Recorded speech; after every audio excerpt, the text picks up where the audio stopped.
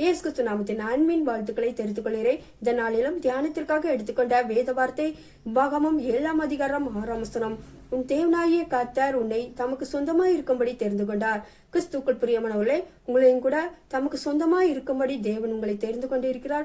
சொந்த ஜனமாக இருக்கும்படி எப்படி இஸ்ரவேல் ஜனங்களை தெரிந்து கொண்டாரோ அதே போல் உங்களுடைய வாழ்க்கையிலும் சொந்த ஜனங்களாய் இருக்கும்படி தேவன் உங்களை பிரத்யேகமாக பிரித்தெடுத்திருக்கிறார். உங்களுடைய வாழ்க்கையில் நீங்கள் தேவனை மகிமைப்படுத்தும்படியாக நீங்க செயல்படுங்க.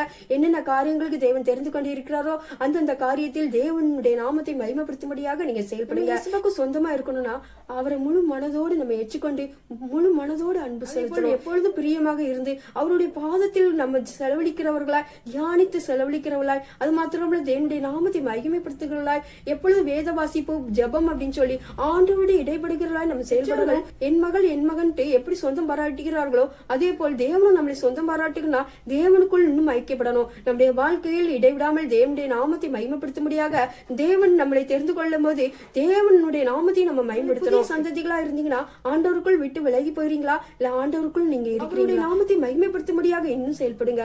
தேவன் தாமே உங்களை ஆசீர்வதிப்பார். சோஸ்திரேசப்பா, துதிகளின் மாதிரியில் வாசி செய்கிறவரே துதிக்கிற சோஸ்திரேசப்பா, ஒவ்வொருத்தரும் உங்களுக்கு சொந்தமா இருக்கும்படியாக நீங்க தெரிந்து கொண்டே இருக்கீங்க. அதற்காக நாங்க நன்றி செலுத்துகிறோம். என்னென்ன காரியத்தில் பிரியப்படுத்தணுமோ அந்தந்த காரியத்தில் பிரியப்படுத்த மகிமைப்படுத்த ஒவ்வொருவருக்கும் பலன் கொடுப்பீராக ஜெபிக்கிறேன். இயேசுவின் மூலம் ஜெபிக்கிறோம் நல்ல பிதாவே, ஆமென்.